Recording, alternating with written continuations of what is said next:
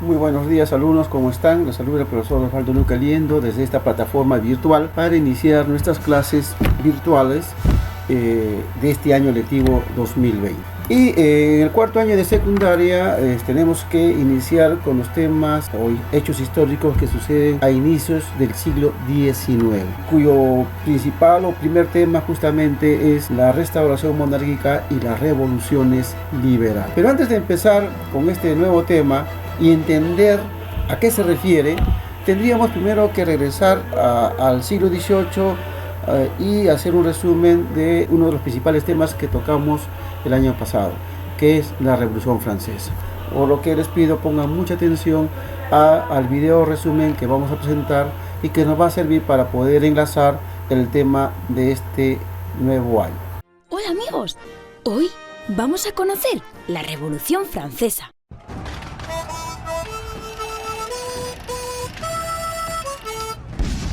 La Revolución Francesa fue uno de los acontecimientos más importantes de la historia mundial, ya que supuso el paso de la Edad Moderna a la Edad Contemporánea y el mayor cambio político y social que se ha conocido nunca en Europa. Se produjo a finales del siglo XVIII, exactamente en el año 1789. Por aquella época, en Francia gobernaba el rey Luis XVI. Era una monarquía absoluta, es decir, el rey tenía todo el poder y podía tomar todas las decisiones que le diera la gana sin tener que rendir cuentas a nadie. Gracias a este poder, Luis XVI y todos los nobles que le apoyaban tenían grandes riquezas y grandes privilegios. Mientras tanto, el pueblo llano, la burguesía, la gente normal, como los abogados, médicos, artesanos, comerciantes o campesinos, tenían que pagar muchos impuestos y vivían, la gran mayoría, en la miseria. Hartos de esta situación, las clases sociales más desfavorecidas formaron una Asamblea Nacional y se comprometieron a escribir una Constitución donde se recogieran los derechos y deberes de todas las clases sociales de manera más justa e igualitaria. A partir de ese momento, comenzaron violentos disturbios.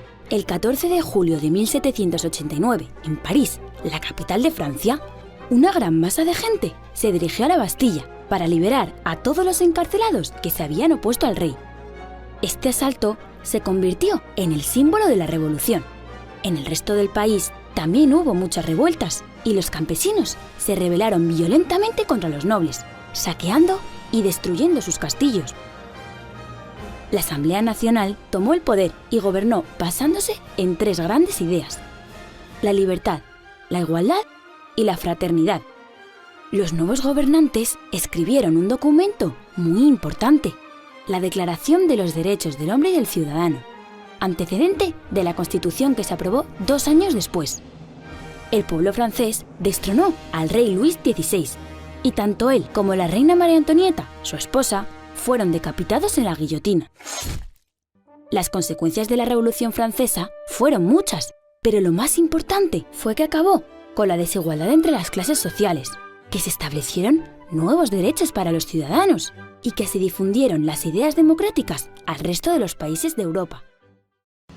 Luego de haber visualizado el resumen de la Revolución Francesa, es importante también recordar el desarrollo posterior a esta revolución, con la instalación de la Convención, donde será el periodo del terror con Robespierre, el establecimiento del directorio y finalmente el establecimiento del consulado, en donde aparece la figura, por supuesto, de Napoleón Bonaparte, que va a ser coronado dentro del consulado en el año 1804. Y Napoleón va a tener una preocupación muy importante, que justamente va a ser su principal labor, la cual consistía en difundir los principios de la Revolución Francesa al resto del mundo, en este caso al resto de Europa, a través de una política expansionista. En muchos países la llegada de los ejércitos napoleónicos supuso la abolición del feudalismo y la implantación de medidas liberales. Una vez derrotado Napoleón en el año 1814, las monarquías europeas trataron de regresar a la situación anterior a la Revolución Francesa. Se trataba, en definitiva, de hacer olvidar todo lo sucedido entre el año 1789 y 1815.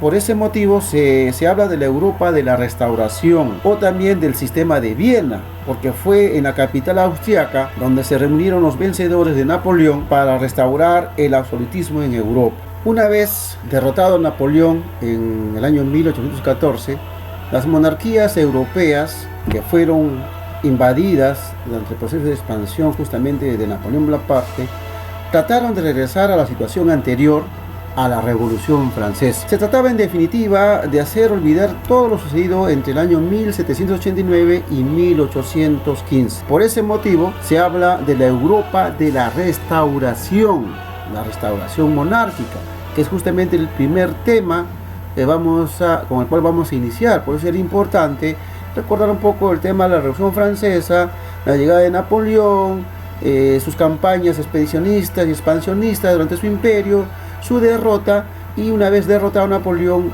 qué es lo que pasa en Europa.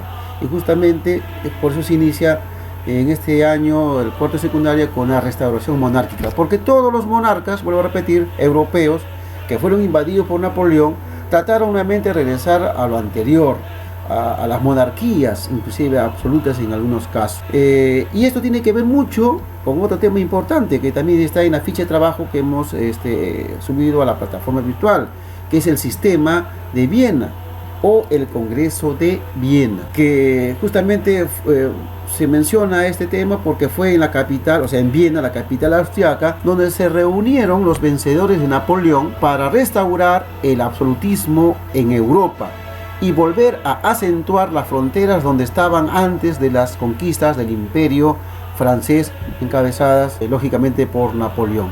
Ahora bien, todos aquellos que creían en los principios de la Revolución Francesa, que creían en la igualdad de las personas, que creían en la separación de los poderes, en la Declaración Universal, acuérdense, de los derechos del hombre y del ciudadano, y en el gobierno representativo, son conocidos como los liberales, y por lo tanto su ideología es el liberalismo.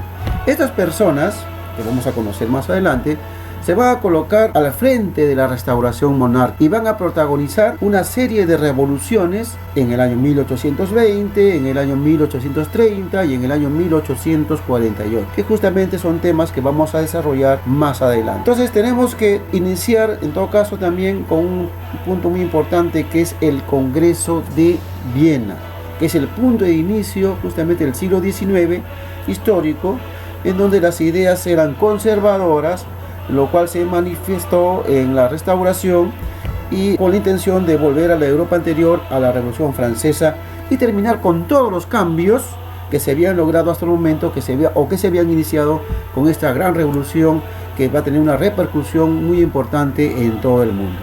Para explicar justamente este tema, vamos a nuevamente visualizar un video que explica un poco el tema justamente del Congreso de Viena, que es el punto de partida también de la historia en el siglo XIX. Por lo que les pido pongan mucha atención al siguiente video. Se dieron diversas reuniones desde el 18 de septiembre de 1814 hasta el 9 de julio de 1815. En el Congreso se reunieron los representantes de varias potencias. Metternich fue el representante de José II por parte de Austria. Su idea principal era volver una monarquía lo más absoluta posible. El zar de Rusia, Alejandro I, asistió en persona al Congreso. Inglaterra envió el duque de Wellington y el delegado de Prusia fue el mismísimo rey Guillermo. También cabe destacar la presencia de plenipotenciarios de otros estados como Portugal, España, el Reino de Cerdeña, San Marino, Suecia y los estados pontificios. Pero existió la presencia de una potencia que sin duda fue polémica y es la de la mismísima Francia. Sí, la Francia que había iniciado la revolución asistió al Congreso, representada por Talleyrand, el ministro de Relaciones Exteriores de Napoleón Bonaparte. ¿Por qué? La consigna de Talleyrand fue que si se buscaba un nuevo orden en Europa y aplicar la revolución, una nueva Francia conservadora debía estar presente en el Congreso. En el Congreso existieron dos grandes principios. El primero de ellos, el de legitimidad, que establecía la vuelta al trono de los monarcas absolutos. ¿Quién iba a volver? Si el monarca sería vivo, sería él el que ocuparía el trono. Por el contrario, si había muerto, quien continuare la línea de descendencia. Por otro lado, el segundo principio fue el de equilibrio de poder. Los repartos territoriales y de influencia se harían en un modo en que 5 grandes potencias equilibrarían el tablero europeo para así evitar nuevos conflictos. Una vez visualizado los videos que hemos presentado y escuchado la explicación de mi parte, nos tenemos que dirigir nuevamente a la parte de la ficha que hemos presentado en la plataforma virtual, donde también hay un resumen, pero hay unas preguntas muy importantes que las tienen que desarrollar en sus cuadernos, y también pueden de alguna manera acudir a los anexos que se están colocando al final, que pueden ser impresos y pegados también en el cuaderno. No, recordemos que en el curso de Ciencias Sociales entregamos módulos de trabajo que les va a servir para poder responder unas preguntas, pero en este caso pueden ustedes acudir a la exposición y explicación que hemos hecho como una fuente importante, y también a los anexos que estamos subiendo a la plataforma para que puedan responder adecuadamente las preguntas, y estas puedan ser presentadas o enviadas a través de la misma plataforma virtual, o también pueden ser enviadas directamente a mi correo. Mucha suerte, chicos, y a estudiar, y no nos olvidemos de quedarnos en casa ante este problema de el COVID-19. Hasta luego.